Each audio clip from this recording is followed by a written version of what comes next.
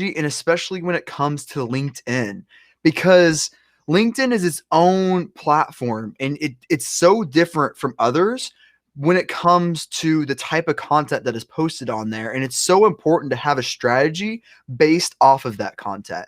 So starting out, Yeva, you can give it a little intro and then we can Yeah. kind of dive into some of the personal branding and analytics of LinkedIn. So that way people can make content strategy and kind of form it from there. But it all comes down to the personal branding and analytics behind what LinkedIn is. Cool. Thanks for short introduction. One more time. Yes. Hi, my name is Ieva Drazniece. I'm from the opposite side of the ocean where Victor is. I'm from Europe, Latvia, and I'm a content strategist. And really, a lot of my professional time is on LinkedIn. So we met with Victor on LinkedIn. So that's why we are here on this topic. And to add something, regarding being on LinkedIn, I see three essential pillars, not only the content, but also your presence, engagement is very important as a second pillar. And the third one is your profile. How do you look like? It's your face. So Yeah. three things important: content, presence, and your profile. So Mhm. back to you. Yeah. And I want to stress the importance of using your face. Like when it comes to levels of like creating a relationship with other people, yes, you can get people to know your content and know your content really well. But like, for example, some of my video content, like on LinkedIn, especially, my text content sometimes usually does way better than my video content. But I continue to post my video content because it establishes a stronger relationship with that person. So, make sure when you are trying to brand yourself and doing personal branding, use your face. Like that is a very good recognition trigger for other people to establish that relationship with someone else. So have it like putting your face out there and not just having all text content, just really putting yourself out there and make it feel more human. Because Yeah, when you it's more only have personal. More yeah, more personal, personal. right? Hmm. Yeah. And I have a lot of questions mhm, about this. Should you be personal? And you also know that people ask, they worry, should they be personal or only business related? mhm. So you are right. You should be personal. You should expose some part of your private life, your values, your ideas, your hobbies, so you make a really stronger bond. Mhm. Yeah. With your content, your whole goal should be to try to create some sort of relationship with that person. So, yes, it's important to create valuable content, and that is the best way to create that relationship with that person. But make sure you're adding human elements within your content to make to really establish a quality relationship with that person because it's so vital to always have that quality relationship because that's what's going to change. That's what's going to bring you Mhm. for LinkedIn. That's going to what's going to bring you business and things like that. So Yeah, but important. we see a lot of content as well on LinkedIn when people are, this selfie videos. Yeah. People are like many coaches, and, Yeah. and so people they use this type of content. They record themselves, they speak, but again, it's we return to the value of the content they are creating.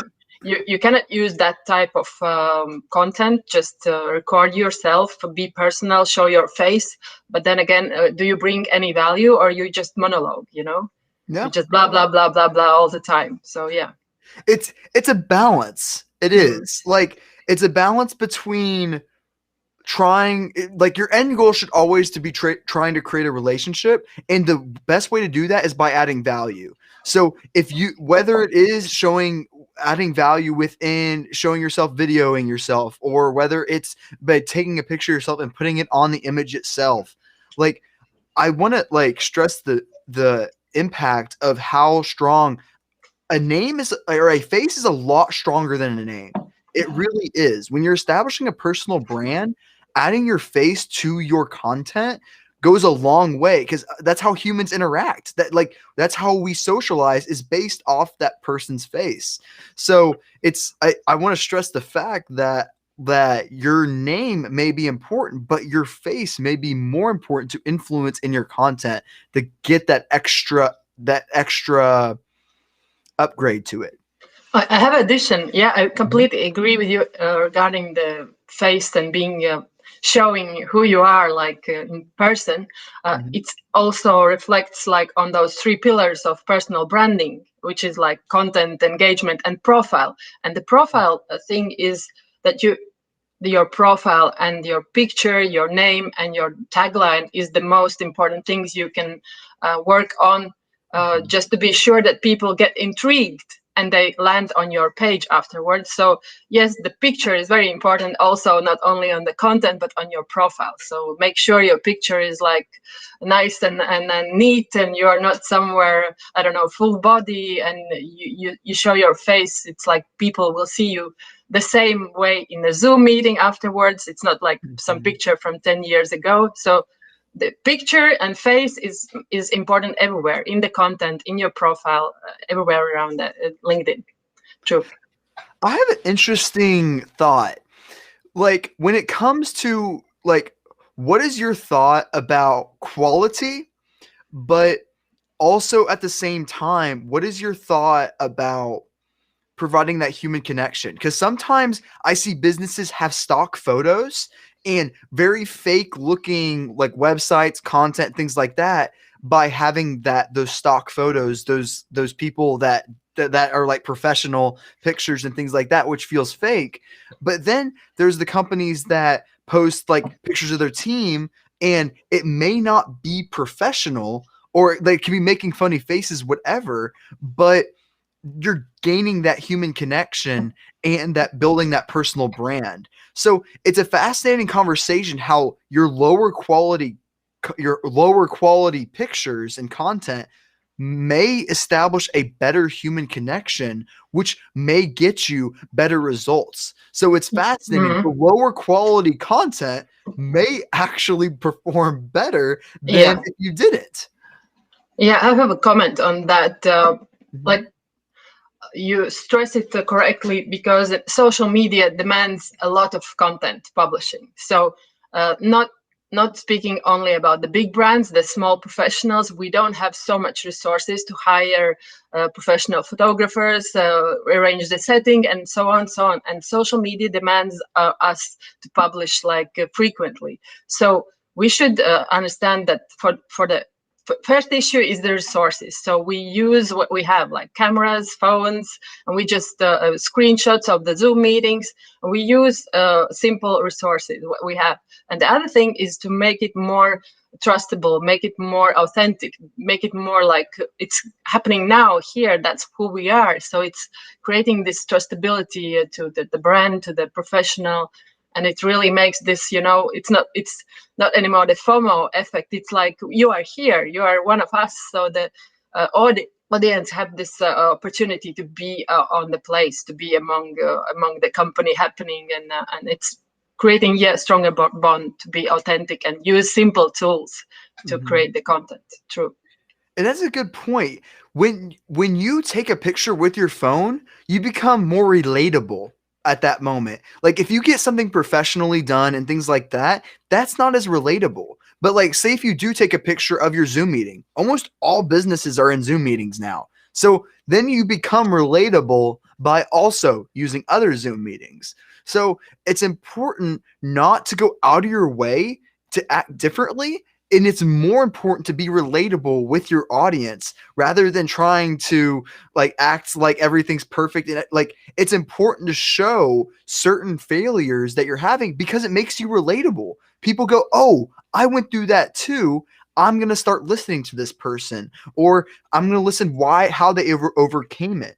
So it really just comes down to becoming relatable, and then you establish that connection with that person. Yeah, being more natural. This is what people like. They don't have they don't enjoy this performance on a daily basis. Of course, everyone likes the small like these beautiful ads we see everywhere. It's like arranged settings, models, photographers, like million budget projects. But it's Mhm. like the impulse. It's like the one special campaign for the whole season. I don't know, but we have to speak daily.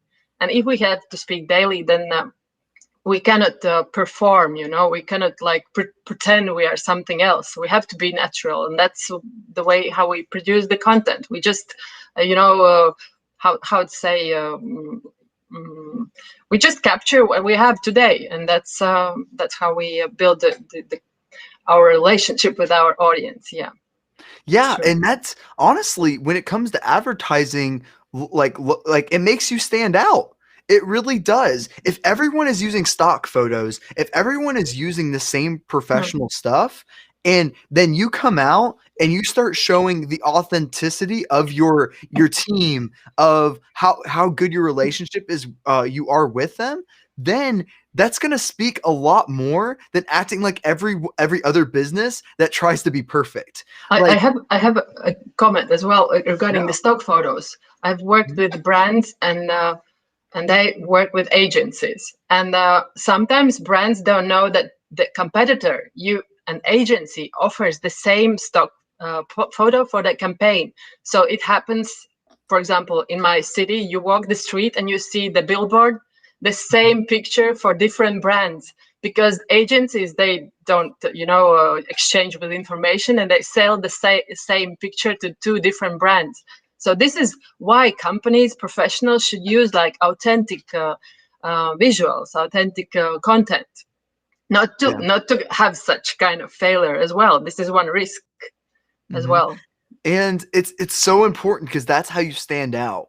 Like by just you don't want to be like every other business that tries to be perfect and act like they're perfect, because that's not the reality of business. Like there are failures in there, and the more failures that you show, the more relatable you become. And that way that will bring you sales when you become the most relatable possible instead of faking it and acting like everything is going perfect.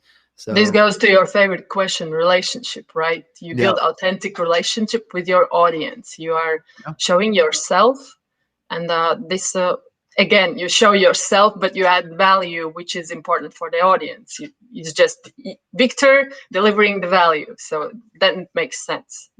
yeah, yeah, it does. True. And I did want to talk about the personal branding growth three pillars. I want to get Yeah. your thoughts on what are the pillars and how can someone potentially brand themselves and grow and create content. Yeah. Um, I've stressed out three pillars of the personal branding in general, or it's professional, like individual, or it's like company, the big brand. And these are the content with whom you are present on the channel, like LinkedIn content, and your engagement, your presence, being there, liking, connecting, commenting, being active, being present there.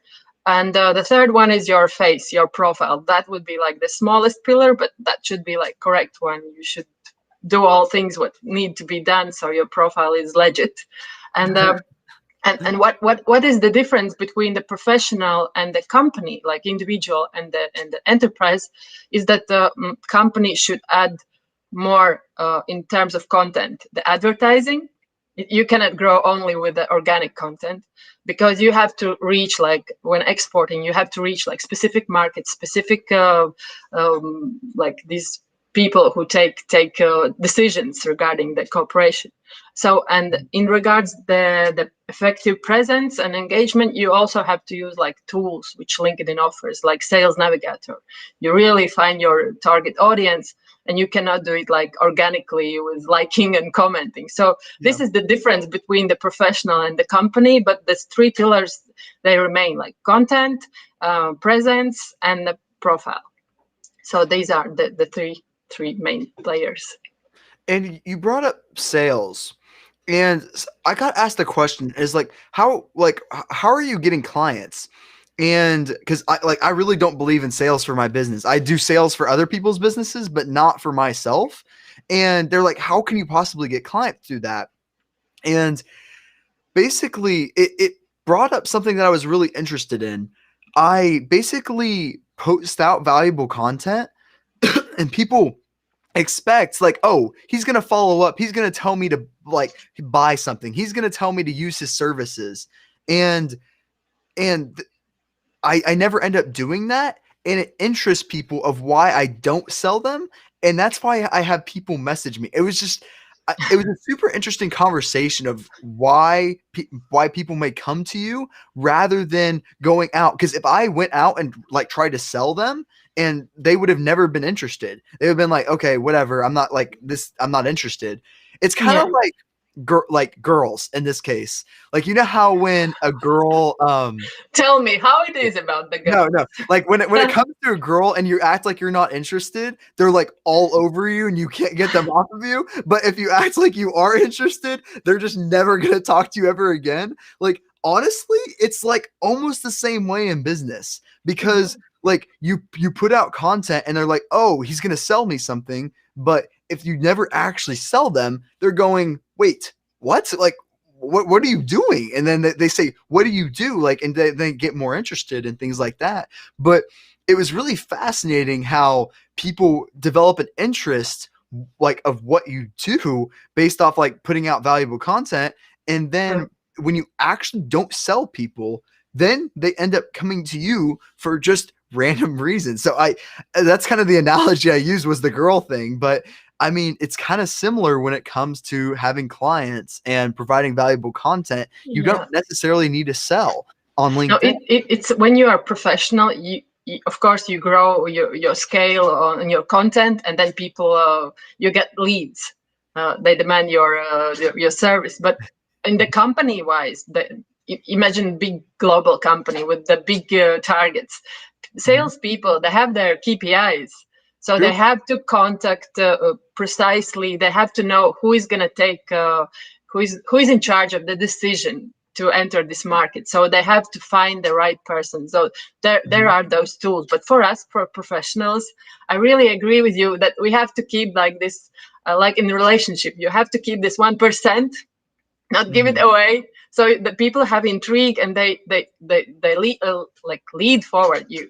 They lean to you, like they want to ask you, they want to have your advice, they have your service, and you don't have to promote it like directly, here Mhm. I sell. Yeah. It's like yeah, being there helps really to receive those clients. They come by themselves, but sometimes you just have to give notification that I do provide these services. You can contact me. It's like allowed. You allow them. You just open the window, but you're not selling. You're not saying that I'm the best one. Come only to me. Like hard Yeah. sell, hard sell. Yeah, true. True. And it comes down, like, for me, it comes down to marketing and sales.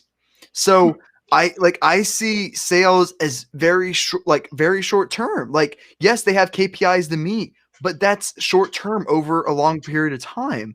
And when it comes to marketing, that's when you see the huge growth when it comes to establishing a brand, a personal brand, or a big, large business brand.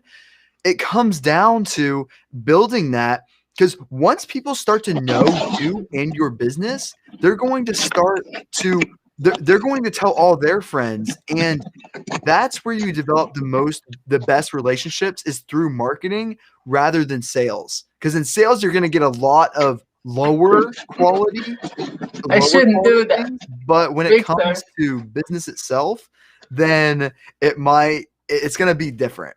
It's going to be different. Sorry, I spoiled our life. We can fix it. No We can worries, no fix it. worries. But it's so important to always be marketing instead of sales. So that's my opinion on it. Yeah, but we need both. We need sales Mhm. and we need marketing. And companies that cannot, live only on salespeople. They need like those long-term runners, as we spoke before already, and they need those who deliver the KPIs today, because the company needs to pay the bills, and stakeholders need the income, and everybody needs to feed their families. So sales and marketing True. go hand in hand, and salespeople do their job. They search for the like precise leads. They search for those decision makers, and Mhm. marketing people, they do this branding, they create this trustability, the long-term relationship is their responsibility. Yeah, But I think that's it comes different. down, I think it's different intentions though. Like, let's say, like, when I have a conversation, like, I'm literally like asking someone, like, how was your day? And I like, literally, I don't go anywhere. Like, I just like ask them how their day was. And I'm not following up with like saying, like, selling or anything. And that makes it where I establish that relationship with that person. But as soon as I sell, as soon as I hard sell someone, that is when the relationship is done. Like that's when people are going to not use me because like I could eat like there are tons of people on LinkedIn that their first message is hire me, I do all these things, but that's not going like that. They just ruined that relationship with me because I'm like I don't want to be sold to. No one likes to be sold to. Yeah, but what you can do is like when you make connection and people invite you, they really look forward for to know you better. It's okay to say them, you know, I can be a good use for your business. I can serve you this and this and this, so they know. True, It's not like you already selling, true. but you can say, you know, we can grow our relationship, know each other more like content wise, but we Mhm. could also maybe do some collaboration. You know, I can be helpful for your business with that and that and that. This is sometimes the way I um, continue growing the relationship, not only, you know, clicking connect and then buy, you know, only with thumbs at the Yeah, comment section. It's not enough. You have to establish uh, relationship not only based on commenting, you know, go further. yeah, Because I have a lot of good people in my life now because of LinkedIn and because of going further this commenting section and on not only connecting, just introducing yourself, your personal or professional part, and then we stick together and continue our growth so in some other directions or partnerships or friendships or a coach and mentor and a mentee level, different types of possibilities, but you have to go further. yeah. And I want to talk about professionalism versus being personal, being professional versus being personal, because being like when you're professional, you're filtering what you're saying to some point to make sure you're not offending anyone, to make sure you're filtering yourself to some point being when you are being professional. And what I see it as you're never going to develop that relationship as it could be as if you were being personal with that person by establishing that connection. And I feel like being personal is always going to win because that's going to keep your relationship to stay a lot further. Like let's say when you're being professional, you're going to only keep that person will only remember you for let's say a week or 2 weeks. But when you're personal, that could be a lifelong relationship when you add that extra personality to who you Yeah, are and they recognize that. So I I love, see you know, which part in LinkedIn, like birthday greeting. It's like perfect the way how to step from the professional relationship to the personal level because you can contact that way person with whom you are only on like professional level, following each content, liking, commenting, and that's all. You don't know anything more personal, but then pops out this notification of the birthday, and you just add a note, add Mhm. some personal, I don't know, photo, audio, message, or and then people, you know, take you more personal, and then you can grow, like, you know, grow, see where it goes. But you have those windows. You can become personal out of professional, and it won't hurt, like you say. It will maybe even let you grow those relationships. Yeah, for sure. And it also increases your conversion rate. Like, or for anything that you do in marketing, being personal is always going to win from being professional because that's what's going to stand out for you the most. Like, for example, like I could go up to any, like almost any person, say, "Hey, I've been loving your content. It's been great." And a lot of people are going to respond to that because I added that extra personal touch to it. Then rather if I was being professional, like the normal, hey, like we do this, blah blah blah blah blah, and that's not going to add that extra personality to it, which is going to have very very little response rates at that point. So Huh, yeah. yeah, go ahead. Hmm. No. You mentioned the conversion rate, and I have this example from yesterday night. I made a live workshop, like live inspiration training in regards to LinkedIn for your business, like professionals and companies. And I see people attending this event. I see faces I already recognized from the previous trainings online somewhere or from the LinkedIn. And this is being personal, professional and personal. You just greet those people in names in the beginning of the live webinar, hi, I don't know, Ieva, hi, Victor, thank you for coming. Good to see you again. And then you can step back and be professional, explain your slides and Q&A part, but, be personal. Yeah, keep this bond. Yeah, Yeah, that's for sure. important. And it's important to do that throughout your content too. Like, it's so important to establish that relationship with that other person behind that camera to really stand out. It's super important. Uh, And oh yeah, people go ahead. expect you people expect you to come in, not only put this stamp, but they really want you to know more about them. So they're expressing this content with a target to create the dialogue, right? You want that post to grow in something more. So if people stop only on liking and commenting and not expanding this in some kind of relationship, then you are like, okay, this is post without relationship, so I will make a new one, but if it Mhm. grows, then you have this conversion and it's value for you. You know that you have been heard, and there's a great opportunity to build some relationship out of it. Yeah, 100%. And I want to talk about the employer branding and how employees can benefit their brands and kind of go off and do what they want there. Okay. As we spoke before the live, I had this feeling that employer branding is taking the new steps towards the influencer marketing, because we know influencer marketing is something the brands outsource. These are people who are not working with the brand. They don't know brand values like on daily basis. They don't know what's happening in the company inside. And these are people paid or not paid as bonus or affiliate collaborations. But anyway, it's like business partners.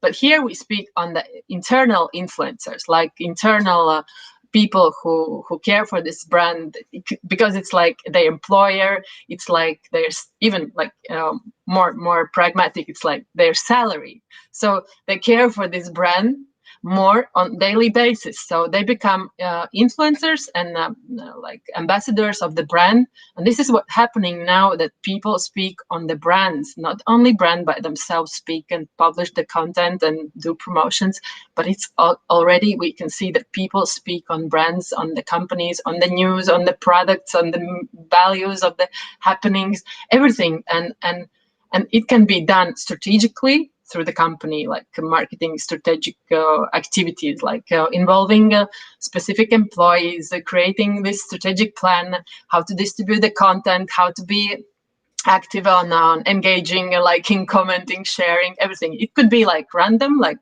organic, and it could be like done already, like strategically, like if the company sees the big value of their employee presence and engagement. Because then if you start measuring this, all the common content, like for example, using the shield, for example, then you see all the content has been created by employees, and you put it together in one dashboard. You can see what the impact these all the people, their internal influencers, can do on the brand awareness. And this is something the brands start to evaluate more and more, like even the small brands, they really appreciate that they have those 2 or 3 employees they can involve. They instruct them, you have to put like and comment, and then you can do share, and they instruct them. And then you can follow up, and you see the growth, you see the performance, you see the change, and then company can really scale on this. People are the value. Hmm. because people trust people, True. This is like the key to the customer heart. Yeah, that you're so right. And how do you motivate your employee? How would a company motivate their employees to post and like the content and comment? How do you keep that engagement going throughout your employees so that way businesses can continue to have that engagement? Uh, this is our favorite topic, Victor. It's Mm. communication, Yes. and then it's like strategic internal communication, which explains why you are so valuable for us as a company. You, one employee, you bring a good portion of value to our total value, and we need you. And you can help us scale our visibility, brand awareness, trust, loyalty, everything.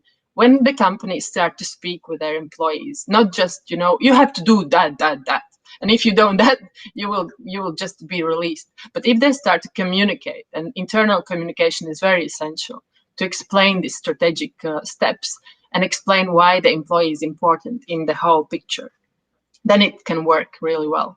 Yeah. Yeah, I bet. And I recently had this happen where a bunch of employees they like basically these guys sent me a PDF of super valuable content on Amazon and I was like, "Great. Yeah, I'll post it no problem. This is really neat." And I posted it and all their employees commented and liked it. I was like, "Wow." Like literally I had like seven employees commenting on everything and I was really surprised by the engagement that their employees But gave that to my was that post. was strategic action, that Yeah. should have been like strategic point of action. You have to be there, when Victor posts, you just jump on the post. But this is something Mhm. related to the algorithm. Uh, we are seeing this situation every day in our content distributing like activities. We cannot do things alone. We need this engagement of our audience to bring the message further. So it's the same for the company content, and engagement of the team is very essential. So we trigger this algorithm, and it brings more further the news. So it's only about the algorithm. We are hacking the algorithm with our engagement. This is what we do. Yeah, that is what we do. On that engagement note, what metrics are really important to you? And like what do you Yeah, measure when it comes to profile views, when it comes to profile follows and other things, and also just engagement on the post itself? yeah. What metrics are you measuring there? Um, I like this topic you started, because I know we have different visions on measuring, and why to be spontaneous and why not to measure or measure. But Mhm. I really like to be, sometimes with both feet on the ground and really see what I'm doing. Is it relevant to somebody? Or I'm just posting because my ego wants to post. So, Mhm. what is good to see is, for example, the basic measure of people viewing your profile and people following your profile. So, you add them together and you see if the views go up and the follows go up.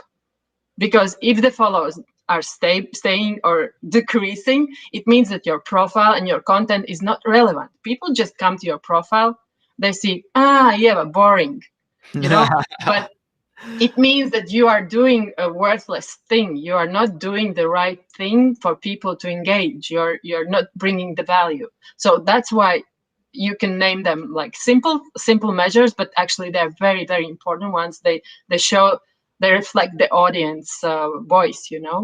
If they follow you, it means that they see some value in your content, in your presence on a LinkedIn.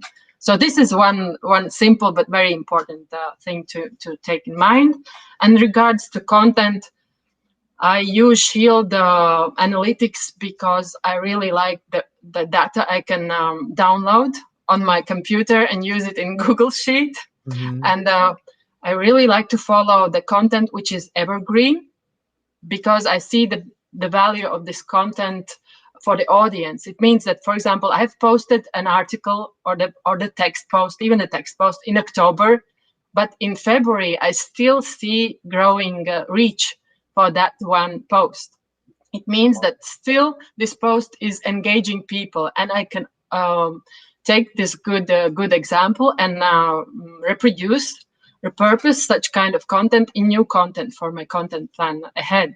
So evergreen content is very important, because sometimes you see your post just ends after 2 weeks and that's it. No number is growing. It just stays there.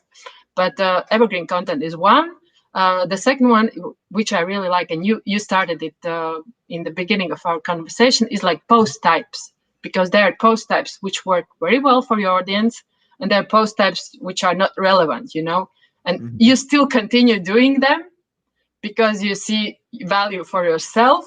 Yeah. But maybe sometimes you just have to see those metrics and see if some post type is not really, really relevant, because average views are very low for such kind of type. Then maybe just pause and don't do that type for some time. Add your energy, your resources to the post types which really perform well. So that's a very important one. And you can check what's very interesting is you can check the audience of your posts. You can see where your post is going, what kind of countries, what kind of companies, what kind of seniorities, like what kind of professionals are looking at your content. Is it your target audience or not? So this is a good one. And what else you can check is frequency and posting times and dates, like days and times, because sometimes you just check what other people say. Tuesdays and Thursdays, 10 in the morning and 1 in the afternoon. It's like, okay, I'll do that. But then you see your Shield statistics, you see your frequency chart, and I see, Victor, I see last 2 like high score posts are on Saturdays. No Tuesdays, no Thursdays. Saturdays for Ieva. This is what I mean. Be close to your audience and check what is relating to your audience, not what other people do, because other people have different audience, different specific differences in the content. And so it's just, sometimes it's good to check your measurements just to understand what is about your audience. It's more specific to you, not LinkedIn in general. It's like Victor's audience, Ieva's audience. So it's so important when it comes to audiences that these audiences are on different platforms. They're all completely separate from each other. So what works on Facebook might not work on LinkedIn, which most of the time it doesn't, which is really unfortunate. And I have to completely do different content of the same post. I have to reiterate what I do on Facebook than what I do on LinkedIn. And I have to change up my style on there because I have to make it relevant to the platform. So you have to keep that in mind with your audience. So that's why I don't use like these like multi social media tool things where they post like in one post to many places. Yeah, that's correct. Because it's not going to be relevant to the platform. I need to be posting and understand the platform, and then that I can reach my audience by the best way. There's no one size fits all when it comes to these platforms, because they're all different audiences. You need to be posting to the platform itself and understand what that audience is doing. Like on LinkedIn, people are there sometimes to get information, to get news, or sometimes they're there, maybe they're there for sometimes like for entertainment purposes, but it's a different audience, and you have to realize that. And on Facebook, they might be there to be more entertained rather than informed. So it just comes down to understanding the audience and the platforms around it. That's very correct. It's like you speak about tone of voice, and it really relates to the type of channel, and it also relates to the type of audience, because they are different in each channel. Sometimes some portion they can be like the same people on the both platforms, but they may differ as well. So tone of voice is very important, and it's good that you really take take it responsibly, because one video we will create today, you will distribute in different ways through the Instagram, Facebook, and LinkedIn, and YouTube, and the stories, and I don't know, TikTok if you use it. It's just we're gonna repurpose one content in different ways, at different fonts and different emojis, different text volume. We're gonna add different types of things for the each channel. That's correct. Yeah. And what I find fascinating is when I post to a Facebook group, like people will follow me on LinkedIn and message, like they won't message me on Facebook. They'll go to LinkedIn, type my name, and then they'll message me on LinkedIn rather than just like I respond on both. I don't know why they don't message me through Facebook, but they literally message me, "Hey, I saw your Facebook group post. It was amazing. I want to know more." And I'm like, "What?" Like I could have responded on Facebook. So I don't understand that. But maybe they relate you more to LinkedIn, and they just understand that you are using all platforms to get more audience informed, but they really relate you more to LinkedIn channel. They see you more like Victor is LinkedIn. And that's why they maybe guess that you're gonna be responsive more on LinkedIn because you are there all the time. Yeah, yeah, maybe that's their impression. And I guess you already talked to who sees your post when it comes to Yeah. analyzing it. What can you do with that information once you find those metrics when it comes to companies or when it comes to targeting Mhm. your right audience?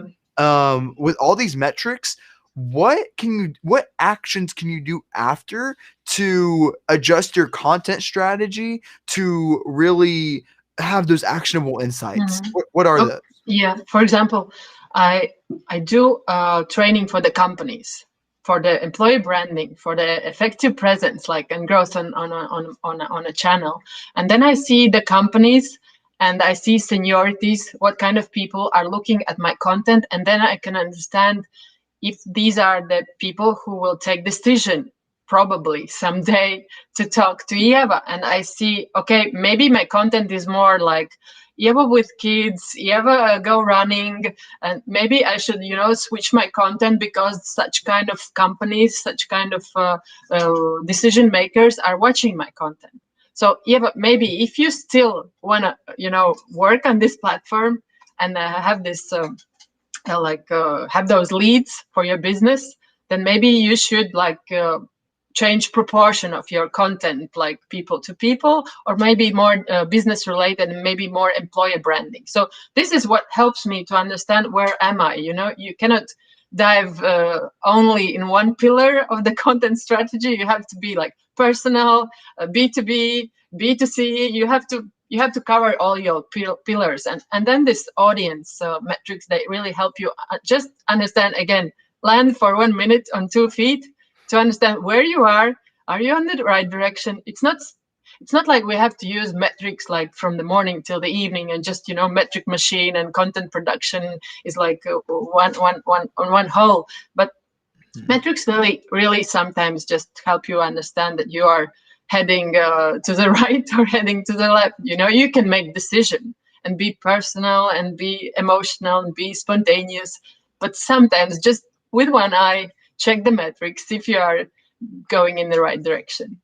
Yeah, and I do check the metrics. I check based off of like how it performs, like when it comes to like views, how many people are viewing it, and also the amount of relationships I gain out of that. Like if I notice that three people ask me questions after this certain post, I'm like, okay, that's three new relationships I gained after it. Yeah. But what I recently tested, I wanted to move up to instead of one piece of content per day, I wanted to move up to two per day Yeah. on Yeah. LinkedIn. How did And it go? How did it go? my it sucked. Like I did test it last week, and when all Texas power was out, I don't know if that was the case, but anyway, my engagement was horrible on Yeah. it. Like it did not work out well. So it's Yeah. like that was when I tried to do two like main posts. Now I kind of just do. If you're familiar with Twitter, I kind of just do like kind of Twitter type of things. Like I start getting used to Twitter, and I just like start typing in my thoughts on LinkedIn. Yeah. Yeah. and that's been working well. I do that multiple times a day, or about once other day. So that's 2 pieces of content, but I don't do like 2 videos per day now, but because it just didn't perform as well as I want. Yeah, algorithm somehow algorithm is serving only one content per time. So if your post is growing the reach and you just add another post on top of it, the first one will stop. This is sometimes when you really see that post is not growing, like after a couple of hours, then you can add for sure the next post because you see this one is like, yeah, it stops. But if it's growing, just allow some time to algo to just spur, and then you can add the next day or day after. But what is good for the company's pages, they can post as many as they wish. They don't have this algorithm any restrictions, and this is something we as professionals, as individual profile owners, have to be very sensitive. If we feel that this content is good and people like it, let it live some time. Don't overpost. Well, what's annoying is that the business pages have so much better metrics than we do. I forgot what it is. I saw something where they can like see certain like all the businesses for like it was just really cool metrics within the business pages that we don't get when you're under a personal profile. And I would just wish we had those type of metrics that business pages do. Uh, Because you mean you can see the audience, you can see the seniorities, you can see geos, you can see like click through rate is what you engagement rate. What are you it was like comparing? Because overall, it like totaled up everything. I forgot like where it it's was. not like much there actually on the page metrics. It's not much there, but you have the essential things. But that's why we can use Shield as professionals, as individuals, and then we can play around with this data, which we cannot on the page is supported only with limited amount of metrics, which are relevant but still limited. And you cannot have them on one dashboard. You only have them there, and then you have to add them manually in some Google sheet and do analytics. But Shield is helping us as professionals with that. That is very useful. When it comes to businesses, how how would you motivate a business to start creating content on LinkedIn? And like I mean that in a business sense and also a employee. Why shouldn't an employee create content as well? That's a very good question. I work daily with smaller businesses as well, and this is good to hear when some business connects with me and says, we are ready to be represented on LinkedIn, but like on daily, on monthly basis, not like once in a half year we post one post and that's it. Yeah. We really want to scale on this. When the business understands that this channel can grow their business, that they can reach like specific markets, specific decision makers, then they understand that content is one pillar. Plus I explained that they should use like promotion. The organic will not do one thing for whole, but when the company understands that they can scale on a channel, then they start to think about the content.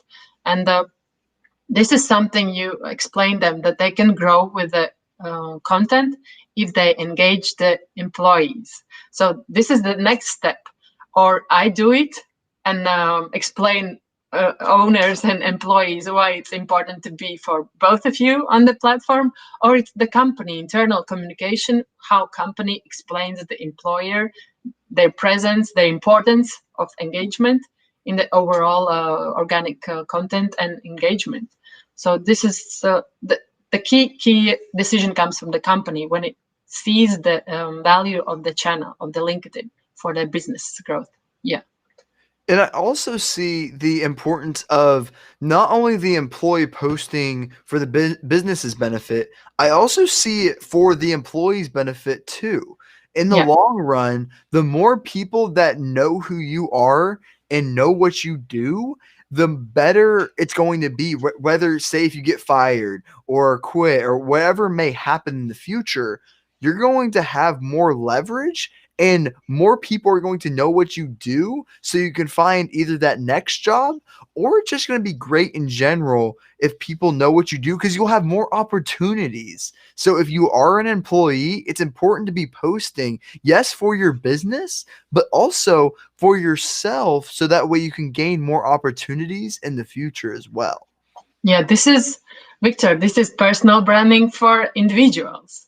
This is where people can grow really their personal presence on the channel, and this is so true. How you say that if you are being active and being professional and representing yourself on a channel, you also get intrigue about your personality to the channel, and some people will also look through your profile to your employer profile. So you are like gate to the employer.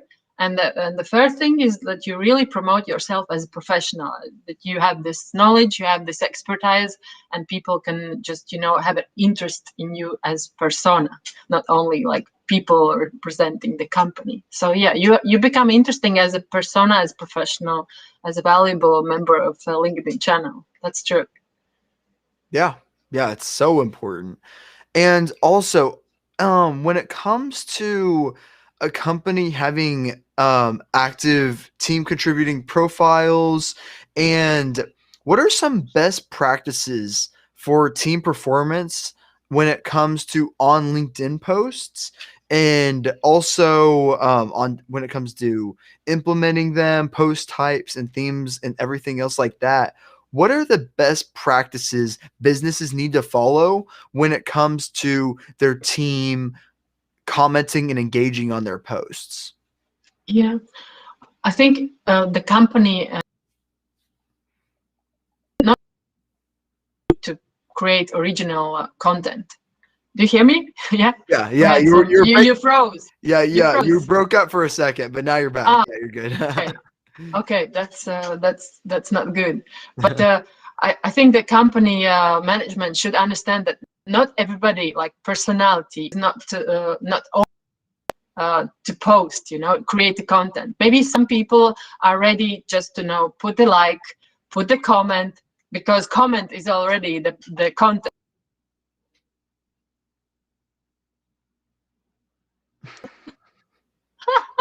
Ah, there you go. You're back. You're back. Yeah, we have some connection. Oh, did you mute yourself? That's not good. There we go. Yeah. So yeah, should offer options like A, B. You can like, you can content. It depends on employee feeling. Maybe they're like one person is extrovert and 10 people are introverts. So you as a company manager, good for everybody. A, B. We froze. Yes, okay. I wanted to add on to that, actually. When it comes to being an extrovert and introvert with your content, Yeah. it's so important to know what your specialty is. And because if you're an introvert, you can post text content. You don't have to put your face in things and everything else like that. You can you can be an introvert and post content. And it can be text based, it could be image based, whatever you want. But if you're extrovert, you can do even more on video and things like that. But that's where you should know, like, you can't say, oh, I'm an introvert, I can't post content or anything else like that, because it's so important that you can do all these different things and be posting content, these text-based content, and not have to worry about having and be introverted, and that's just being okay. So Victor, I will make you complete introvert. This is being out in the lives, speaking with people on live webinars. Complete, but I still do it. We froze again. Our video is freezing. But yeah, being introvert is nice, that you can grow. you can grow to become an introvert extrovert. But it's also important to know that there's a difference between being an introvert and then being afraid to talk to new people. Because I went through that transition. I was like, because what I thought I was an introvert for the longest time because I was like, oh, I'm so scared to talk to new people. It frightens the crap out of me. But then I realized like everyone's afraid to talk to new people. Yeah, And true. then once I got over that fear, I was like, I'm not an introvert. I'm a full-blown extrovert because that's what was holding me back. That fear to talk to new people, that is what thought made me think that I was an introvert, but actually I was a full-blown extrovert. And it's important to realize some of these attributes that you say like, "Oh, I don't like talking to new people. I'm an introvert." That's everybody has that.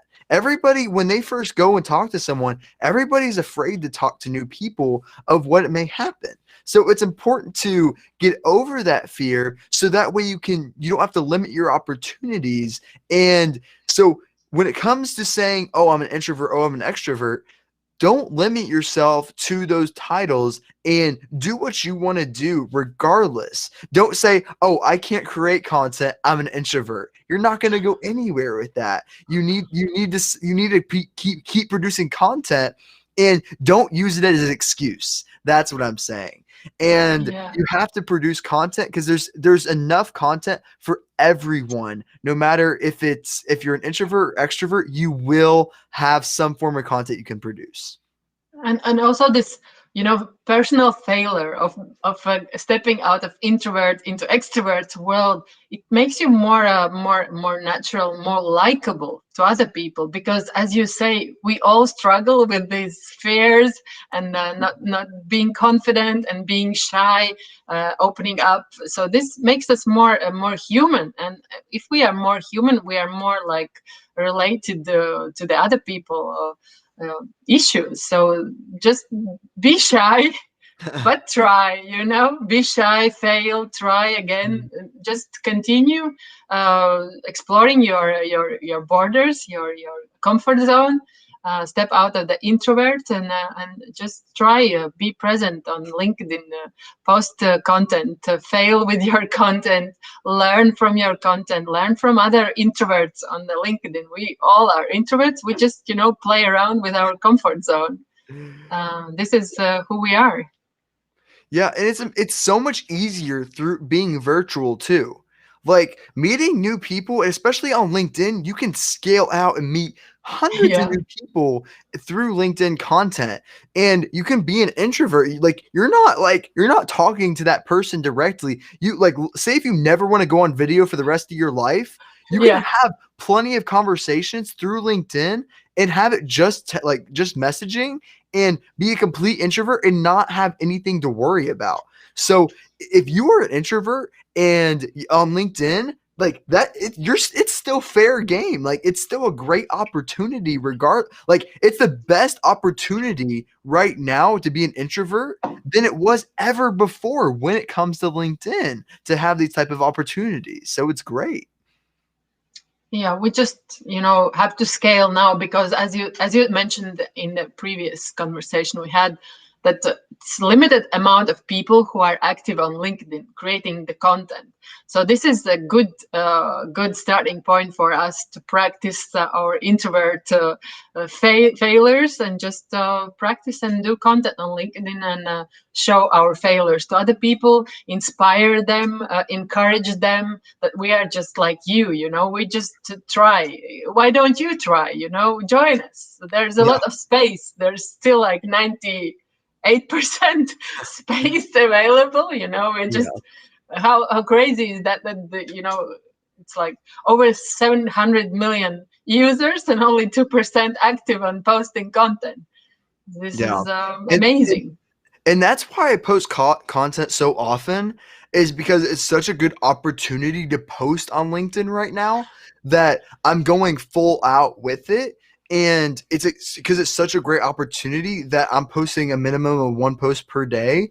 Yeah. And like, because it's such a good opportunity right now. And now that I'm producing a lot, like not only am I producing like only, only 2% of LinkedIn post content, but I'm Yeah. producing one per day on Yeah. LinkedIn, which makes it where I get a lot of traction a lot faster, is because of this great organic reach. You were talking about that evergreen content that does Yeah. well for months. Yeah. And that you can't find that on very many other platforms. So it's really amazing that LinkedIn has this great opportunity. I'm just trying to take advantage of it. Yeah, and sometimes your content becomes evergreen of just some hacks, some, as we spoke about, some hashtags used for the post. Like I discovered this hashtag love, which is actually most popular hashtag on the planet. But Wow. really, like if we see the Hootsuite digital report from the 2020, which is already now available. The hashtag love, I guess, was the first one most used globally everywhere, not only on LinkedIn, but most popular hashtag. So if you use hashtag love on LinkedIn, your post may become evergreen as well for some months. So you can try it. And then the post type shouldn't be like video or slides or something, with a dwell time index, but it could be like the small text post as well. Yeah, that's great. Is there any final message or any other topic you want to discuss before we end it? Um, I would just add what you are telling, be present on LinkedIn. Don't be afraid to create content. If you are confused, just ping Victor, ping Eva, ask.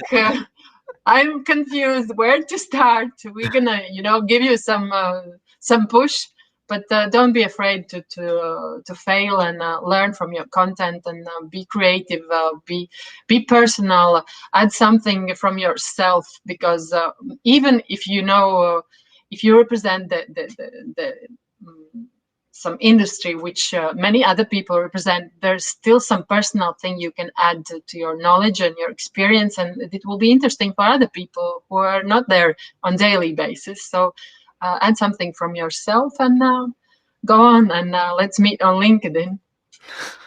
Yeah, 100%. I'm always down to meet new people, so that's great. So yeah, we'll end it right there. Thank you, Yeva, for coming on, and we'll talk to you next time. Thank you. Thank you, Victor. I'm really